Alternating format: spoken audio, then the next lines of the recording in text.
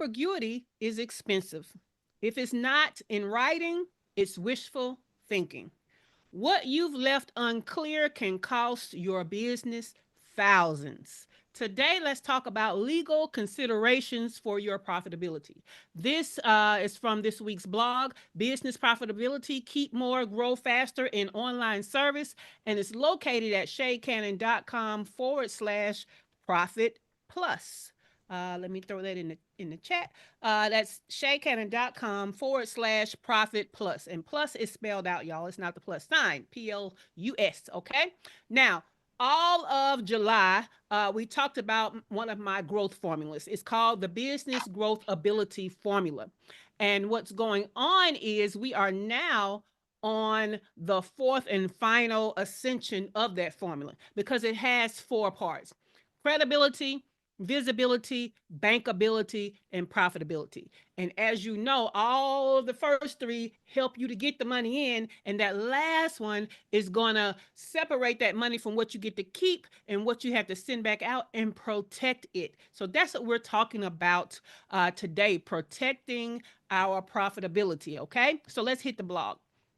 What protects my profits from loss? Legal infrastructure is your profits bodyguard. It's the formal architecture that turns expectations into enforceable economics. Clarifying who does what, by when, under what conditions, and with what consequences.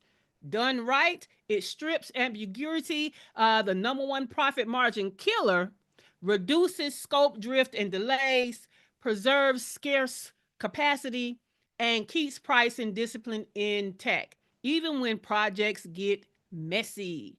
It also compresses dispute cycles, improves your cash predictability, and strengthens your leverage with clients and partners because the business isn't negotiating from memory, okay? It's operating from terms.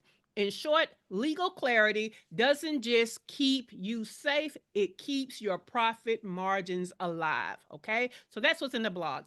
Basically, what I need you to know is all of that was fancy language from. Once you finally do all that hard work to get your money, you really want to just keep as much as possible. You don't want mistakes and unclear circumstances to edge in and scrape money away little by little. It ends up being thousands by thousands. Okay. So that's what that is saying. So, here on the morning show, I give you more. So, I have some strategies for you. Okay. Now, the first thing that I'm going to tell you is be sure to consult a licensed attorney. I am not a licensed attorney. This is not legal advice. These are things you need to consider and go talk to a licensed attorney. Okay. So, let's get started with some. Now, I try to pick out things that most people don't think about when it comes to their money, their revenue, their profit, and some legal protections that can help you keep more money. All right. So the first thing we're going to talk about is number one, a refund policy. Okay. You need one.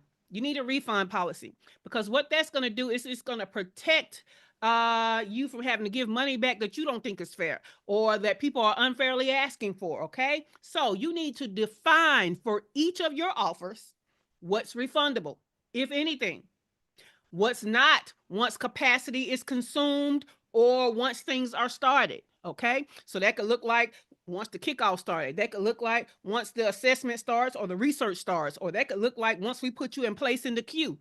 Whatever it is, whatever your refund policy is for each of the offers, and keep in mind, it could be a different policy for a different offer. Okay. So you need to put that in writing, have a refund policy. Number two, pause and reinstatement fee. This is something that we as service-based providers have to deal with all the time. People always want to pause stuff and keep their place, or they want to step away and come back. So if a client pauses, they pay to hold their slot. Reinstatement restarts on your next available date, things like that, right? Because a lot of people just think, oh, well, I only paused it for a month, so we should only be a month behind. No, sweetie, we now have to fit you back in. We might have to rehire people that were working on your project, all kinds of things. So feel free to let people pause, but there could be a pause fee, there could be a reinstatement fee, something like that that is protecting your money. Okay. Number three, Service standards. I call this the no drama clause, is really what I like to call it. So I need you to, at some kind of way, discuss with your licensed attorney how you can start putting to your protection that response and decision windows with your service clients. Because what we know is providing a service, oftentimes we need clients' input to move on, to get to the next phase. And they over there not responding. They over there saying, give me a couple of days, all this kind of stuff. But then they still want to keep their end date.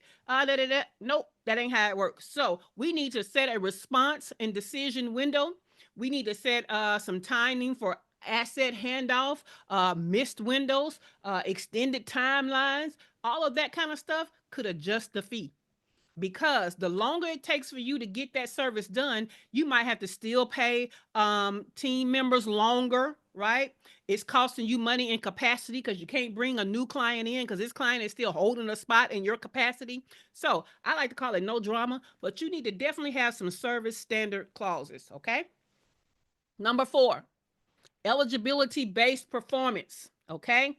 There are more guarantees that you can give than a money-back guarantee, okay? But whatever kind of guarantee that you give as a part of your service, you want to put in there some eligibilities so that the client holds some responsibility in that guarantee. So what do I mean by that? I mean, we need to tie the guarantees to the client's input. Have they given you access to everything that you need? Have they given you the assets that you need? Have they followed the deadlines? Have they done their part? Right? So if there's no input, no assets, no deadlines, guess what? I mean, what am I supposed to do if you don't give me what I need to do to give you your service or to service, what you paid for? So keep in mind eligibility-based guarantees. So even if it is a money-back guarantee, it has to be like, some of you may have courses. So what that might look like is, you have watched all of the modules, you have completed all of the handouts, you have, come to all of the meetings, and you still didn't get a transformation. Right? You can describe what the transformation could look like. So if they did all of that and didn't get a transformation, then maybe, you get them a little money back. But you ain't even logged in. You haven't looked at nothing. You ain't came to NAN meeting talking about you want your money back. Baby, going on somewhere. You didn't get a transformation because you didn't do nothing. Okay? So eligibility-based guarantees. Number 5, after hours and weekend multipliers. Okay, so you need to define the multipliers, or the things that's going to cost more, for things like urgency, off work hours, rush demand, and things like that. That doesn't get to stay at regular costs, because guess what? Your stress is not regular dealing with it. Right? You're supposed to be off, or they done came to you with this at the last minute. That is a higher price. Okay, so we need to protect that profit, because now you're into time that doesn't belong to you anymore, and you need to pay for that time. Okay, number 6, change order protocol. We need to have a change order protocol in place. So often what happens is you start off, you create your scope of work, and now they keep asking for stuff that's outside of the scope of work. Okay, now first off, you need to have something in there that says, hey, me working outside of the scope of work is up to me as a service provider. Like the availability of me, the availability of my team. You are not guaranteed to get things outside of the scope that we agreed on. Okay. Now, if I agree to go outside the scope, then guess what this is? A change order. That's what it is. So that affects your pricing. Okay. If you're asking for more stuff, then you need to pay more. And what typically happens is, because most of you are so good at providing your service, and you have your system set up, and you're doing assessments, people start to realize stuff. And now they start to ask for more stuff. Or now they see what you're doing, and they ask you, can you also do that? Keep in mind, that's messing with your numbers. That's messing with your money. Okay, so we need to put some change order protocols in place. All right, number 7, tiered dispute resolution. Okay, tiered dispute resolution. What does that mean? That means if we have a problem and we don't agree, we need to have tiers of resolutions that we agree upon, okay, on how to do this. So a lower level in the tier could be, hey, I know you got a problem. You feel like I didn't do what I said I was going to do. By written notice, I will fix it within this amount of days. So that means you don't just because you don't like something get a refund. I get an opportunity to cure the problem. Okay, so that could be it. The next step could be, oh, we still don't agree. So now let's go to mandatory mediation or binding arbitration, things like that. So you put levels of resolution as a part of your system. So it's not just, I don't like this, this wasn't what I thought, or you didn't do something, you made one mistake, and now I want all my money back. So we need to have in tiered dispute resolution. All right. Now, I gave you 8 specific clauses to put in stuff, right? But now I want to tell you where to put those things. Every service that we perform doesn't have a contract. Okay, so that's where terms and conditions come in, or terms of service, so that most of the time where you see that is going to be on your pay card, right? When you check the box and say that you agree to the terms and service, and then you pay your money, that's an agreement to those terms and service, terms and conditions. Whether you read them or not, you agreed to them. Okay. So that's the first level of like a contract that goes beyond a verbal agreement. And then of course we want the written contract. Okay. We definitely want a written contract for retainer clients and things like that. Okay. So that's where we lock in the scope of work. That's where we lock in what the deliverables are, what the timeline is, what does completion look like. This is where we make that written agreement. But you also want to include standard clauses, kind of like indemnity clauses, renewal clauses, termination clauses, things like that. But again, talk to your licensed attorney. All right. Last but not least, IP ownership and license terms. Okay. When you are allowing people to use your stuff to either make money or enhance what they're doing, we want to clarify who owns what. When do the rights transfer? When do they expire? Okay. Do they have a right to reuse it? Do they have a right to use it in places other than what you said? Do they have a right? How many people can, use it on their behalf?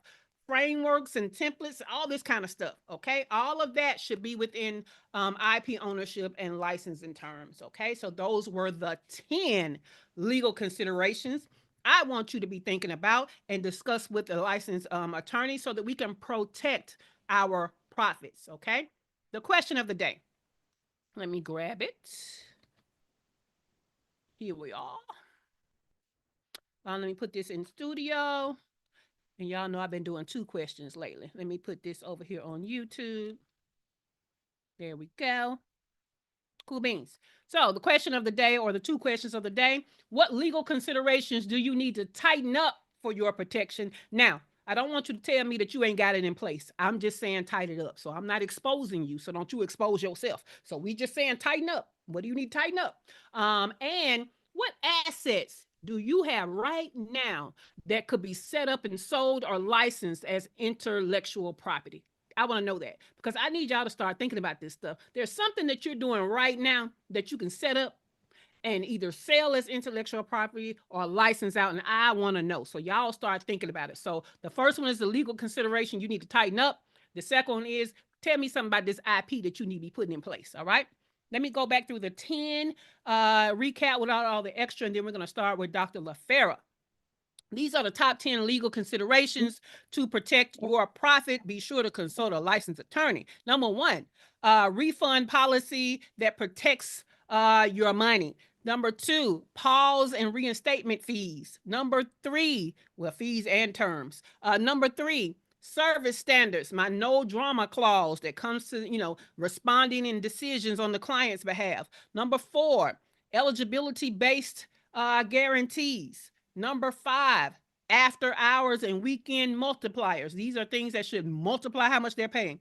Number 6, change order protocol. If they're going outside that scope of work and you agree to it, that should be more money. Number 7, tiered dispute resolutions. Number 8, terms and conditions. Number 9, written contracts. And number 10 is IP ownership and licensed terms. Okay.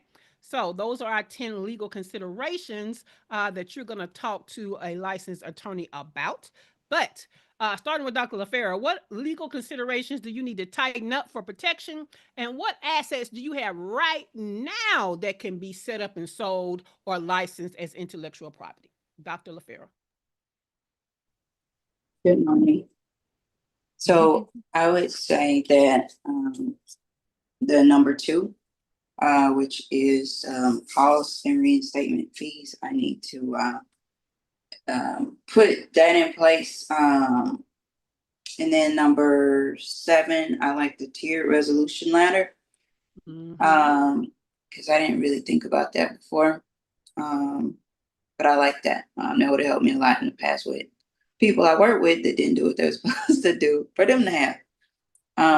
And so the IP that I have that I could be doing this with is my smart juicing method. And then I also have the method that I help people to restore their health and their energy. And that's the reset method. And so that's the IP that I could be using, which you just talked to, and applying and protecting stuff with. I like that. I like that a lot. All right. Let's go to Dr. Latoya Davis. Dr. Latoya, what legal considerations do you need to tighten up for protection, and what assets do you have right now that could be set up and sold or licensed as intellectual property? The number 10 one definitely needs to be cleaned up because I do not give out, but I do have a system where people are getting my intellectual property that they can use. But I realize in your talking, like the terms, it's a little ambiguous, right? Yeah. Some of the things in there are a little ambiguous. So definitely kind of going back and cleaning that up and making sure that there are no loopholes in that would be useful. And then I think for me, pretty much all of my things are set up to be systems that I can license out. It's just a matter of putting it in place so that it can happen. I love that. Now I did a consult with an IP attorney, thinking that because I had the asset, I can go ahead and get started licensing it out. And the thing that she told me that I want all of you to consider and talk to your IP attorney about is, she said, first you need to trademark the name of it, right? She said second, you need to copyright the content of it. And she said, and after that, I can draw up your licensing agreement because it all truly own, you truly own it all, and I can enforce it when they go step outside of your licensing. So that's something we need to think about. So when you build it, we need to protect it in different ways before we start licensing and selling it to other people. So let's just keep that in mind. All right, Dr. Tachi, and look, that cost me $300 to find out, so y'all better listen.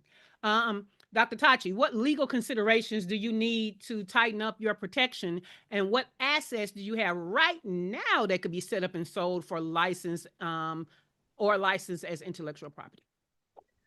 Can you do the service standards thing again? I was trying to write something and I kind of missed that a little bit. No problem. So service standards, which I also call the no drama clause, is when you have a service set up to where you have to go back and forth with approvals and feedback from the client to be able to move on, right? So you set the terms in advance on like how long they have to turn around and answer you, what is the consequence for not answering you. And the consequence could look like, I mean, it ain't like you can spank them, right? But the consequence could look like, hey, I'm going to, because you haven't answered me after 3 attempts to communicate with you, we are going to pause your project, right? And it's going to cost you this amount to reinstate it. So that could be one. It could be, we're going to make using our professional expertise, we're going to make the decision for you and move on. And to change it will cost you extra. So that's what I call my no drama clause. Okay, I like that one. Yeah. Cool beans. Dr. LaFera said, you just saved me over $300, Shay. Yeah, baby, I spent that $300 because as soon as I knew that that's what I needed to be doing with some stuff, I was like, hey, let me get some of your time and figure out where I need to be starting. Yep. So those of y'all that are going to Fiverr and getting your trademarks and stuff, don't forget that you need to make sure that that trademark is in the right industry. It's covering you with all the things you want to do with it and put under it. Make sure that you are out here protecting it. Like y'all need to be searching your trade. Now, whoever does the trademark, you need to be, if you don't pay the extra for somebody to protect it for you, then you need to be out here searching your trademark names to see, is anybody infringing on your trademark? Because if you allow them to infringe on it, after a while, it becomes theirs and not yours. So, or you can fight for it because now it's no longer just yours. So keep that in mind too. But again, talk to your licensed attorney. All right. Let's go to Shawana Kennedy Media. What legal Sorry. considerations? You got something else, Dr. Tachi? Yeah, I only answered one part of the Oh, question. my bad. I went on a rant, didn't I? So the second part was, what assets do you have right now that could be set up and sold or licensed as intellectual property? My bad. No, that's okay. The system that I teach. Yes. The very system that you teach, that I learned for, that Yeah. upgraded all of my video production. I love it. I love it. Yes. Okay, cool beans. I blame Dr. LaFaro. She got me distracted. All right, let's go to Shawana Kennedy Media. Shawana, what legal considerations do you need to tighten up for protection of your profits? And what assets do you have right now that could be set up, sold, or licensed as intellectual property? I too, like Dr. Latoya, I think I consider all of that with everything that I do, and I paid a little bit more than $300 because a lot of matter of fact, not only the Self First movement has gone through trademark. Kennedy Media right now is in the midst of being registered. So I mean, so it's already, everything has been submitted, and you're right about those categories because of all of the stuff that we do. So yeah, I have put my money where my mouth is, and those things have. And it's just funny that you even said this because just last week, for some other stuff that we talk about in here, I pulled back up the copyright so that I can go ahead, and it's to copyright your stuff is really not as expensive as people think. So it will behoove you to go over there and hit that button. So It's not yeah, expensive to get it copyrighted. What's expensive is when you do it wrong. this is true. This So is true. And see, again, because of me licensed dealing attorney. with music as well, so that kind of have to be at the top of my mind with other stuff that I do. So yeah. I learned this. This was a lesson that I learned the hard way.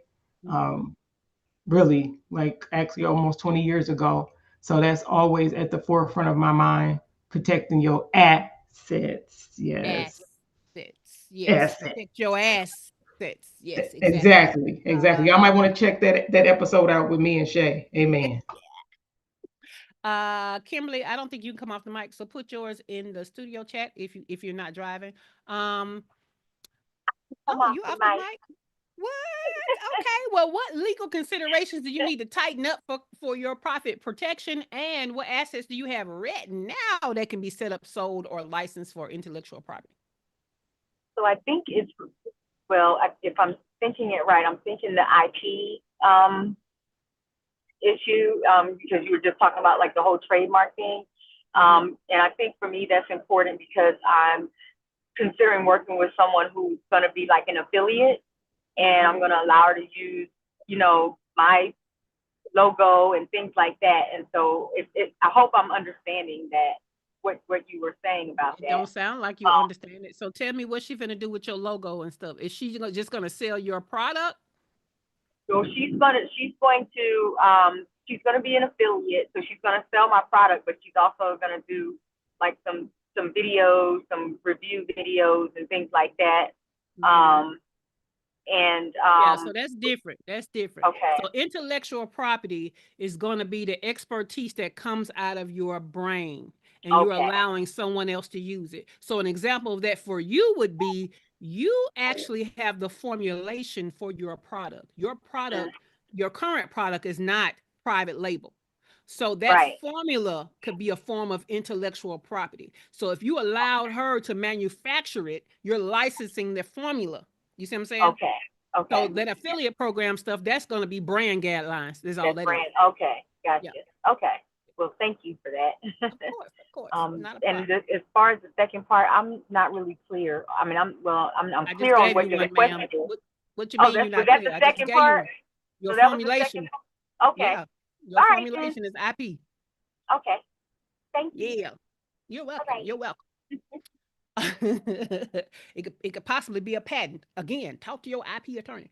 All right. So once upon a time, we have talked about some foundational legal stuff that you may need to have in place for your business. We went beyond that to protecting your profits specifically. But if you want to know, get started with that foundational stuff as a consideration that you're going to talk to your licensed attorney about, go to shakehannon.com/protect.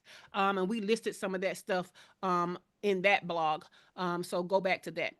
All right. So, I dropped that link in the studio. I dropped it over there. It's also going to be in the show notes. All right. Now, so far for profitability, we have talked about how you spend your time, because your time is literally money. So how are you spending your time in your business to protect your profits? And today we've talked about legal considerations to protect your profits. Does anybody have any questions about either one? Any question, any value add, or aha moment? Okay, cool.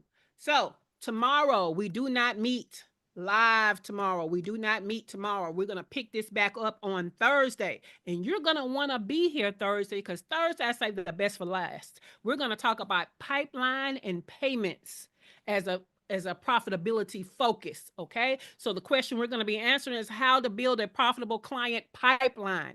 That's pipeline and payments. We're going to talk about that on Thursday, so you don't want to miss it. So don't think that because we're not going to be here tomorrow that you don't need to come back and join back in on Thursday, because you do. I purposely say the best for last. You miss that, you're going to miss the cost of your ticket around here. Okay. Cool beans. Let's talk about what else is going on in our free business mastermind group. And that is, I already told you, no show tomorrow. I will be traveling via train from Chiang Mai to Bangkok. And then so when I do appear back on Thursday to complete this week with part 3, I will be in Bangkok, Thailand. All right. On Friday, we have a Get Shit Done work session, which is usually for the paid membership only. But on Fridays, a couple of Fridays at the month, we invite the free group to come in on the last half. So go to where all your event details are and you can get that. All right. Cool beans. Well, this has been the Her First Six Figures Morning Show, which is an interactive coaching and training experience as part of our free business mastermind group that positions Black and brown female online service-based entrepreneurs to generate your first 6 figures by learning how to make the money and create time freedom. Find out more about me, Shay Cannon. Also, links to resources like how to join the free mastermind group and how to get the show notes from today's show and recent past shows in the description below. All right. I know you got value today, like always. So give us a thumbs up, like our episode. Make sure that you are subscribed to the channel so that you don't miss a thing. And the last but not least, what I want you to understand is this is going to be one video in a 3-video series. So check out the other videos. And with that, the studio is closing in 5, 4, 3, 2, 1. Have a great day, everybody. We're not meeting tomorrow, so I will see you Thursday morning. All right. Have a good one.